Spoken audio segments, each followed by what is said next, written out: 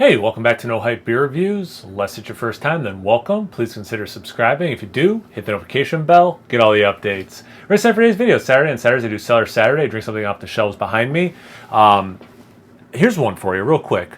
So I put this in my little beer fridge that's right off camera 2 weeks ago. And I'm like, I'm in the mood for this. I haven't had one in a while, I don't think. I was maybe even just going to drink it and not review it.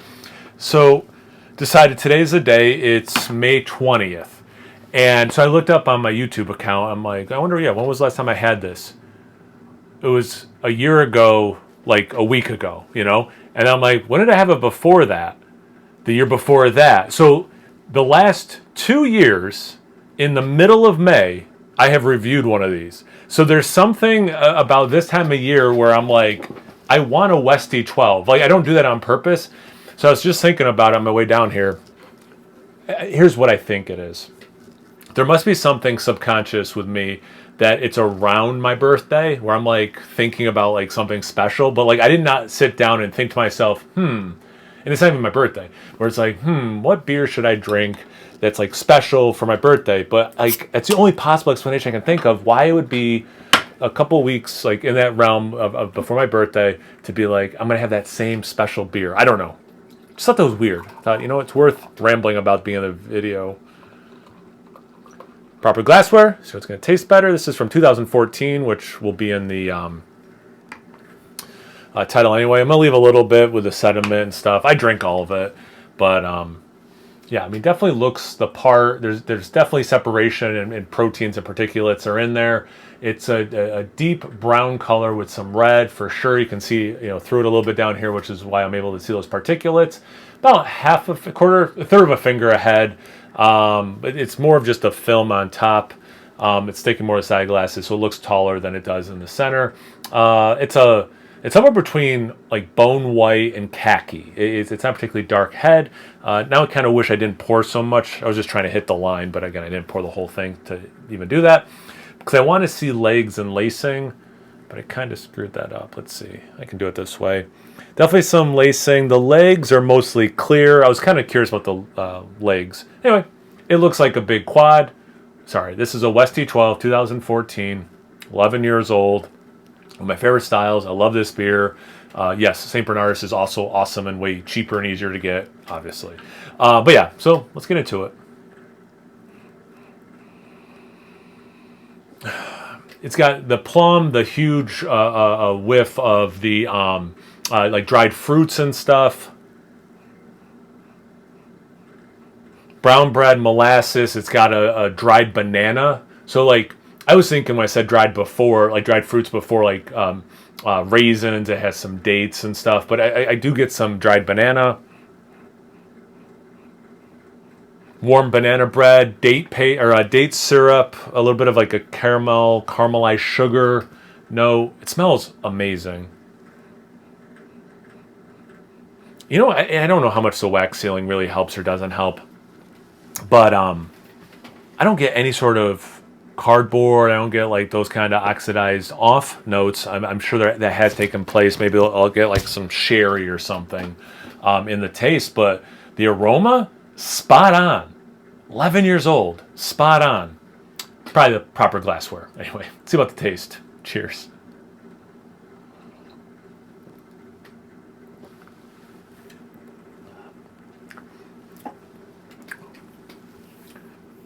The grape, the plum,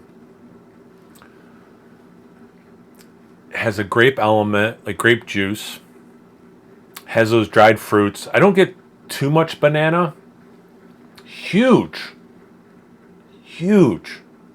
illusion of baking spices. Huge in this. The brown bread molasses thing hits. The initial sip for me it's sweet. That's why you get all these like dried fruits and stuff, some of that caramelized sugar stuff. And then it gets into that brown bread territory, molasses territory, some of like the yeastiness, the Belgianness of it all. There's an element that almost approaches a minty aspect. I'm wondering if it's like old hops in the beer, because it's the only part of this sip that's a little stale, is this like It's like a stale mintiness almost. Not full on like you brush your teeth. It's not that intense. It doesn't take you out of the sip. But actually, I kind of like how it is. And I've gotten it before. I remember in this beer specifically, but it's a thing I've gotten before in beers like this. Probably gotten it in this beer before too.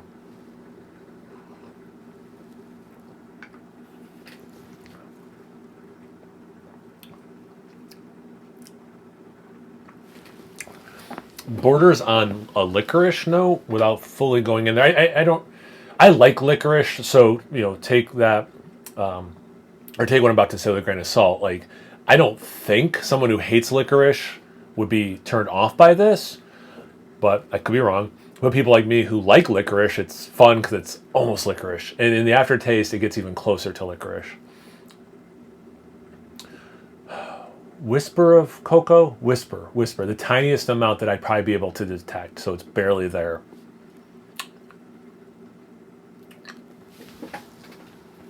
And that initial sweetness is fading, like not that it's like umami or savory, but there's not a lot of bitterness or anything either. So, I'm trying to articulate and also process what is bringing some balance to the sweetness, because it's not overly sweet and it does seem to be less compound, like the opposite of compounding. It's like lessening, I guess. It's just an easy way of saying it. And I think, isn't St. Bernard's a hair sweeter than this one? Isn't that one of the differences?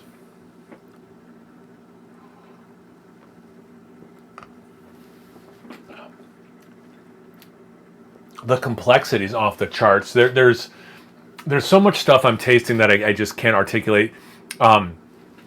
It's one thing that is definitely tripping me up is I started from a place of illusion of baking spices.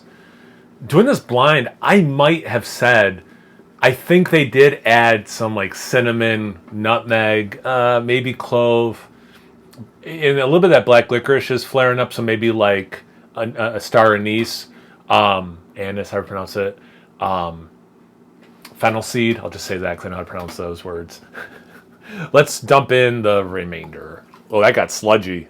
I hope that came across on camera. That last part was dark with the all the sediment. I don't know if that's going to come up on camera, but there is stuff stuck on the bottom for sure. Definitely got darker, got murkier. There's less of the or like the reddish color down here. That definitely changed the appearance of the beer. Matt from Massive Beer Reviews would say doo-doo water. Yep, it's just unappetizing to say that and think that, but yeah, it looks like that.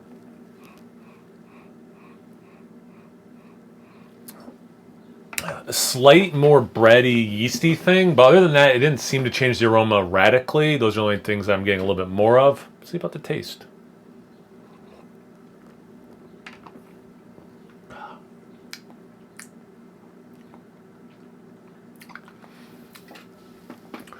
Yeah, the only thing that seemed to do for me is there's an uptick in sweetness. I don't know if that had anything to do with it, just my own like processing. Oh, it's a little sweeter now. But the thing that's definitely noticeable, and I think it makes sense because of what would be at the bottom. Then I get that sip. I get more staleness. It's still not a lot, but it's 11 years old. The amount of staleness that's in this is still pretty minimal. I did a mystery beer this week, and I was talking about like this like dead hop aged thing, and that one, it was a barley wine. That was 4 years old maybe.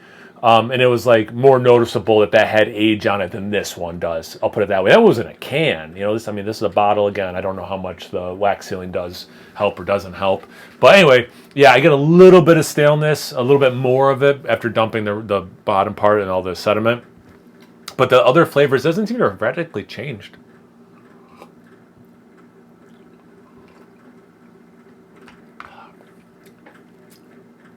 Yeah, the licorice aspect's a little higher too. That might just be compounding. And that's my quota for saying the word compounding. So that's how I know it's time to wrap things up. You guys has been before? Have you had it aged over a decade, 11 years specifically?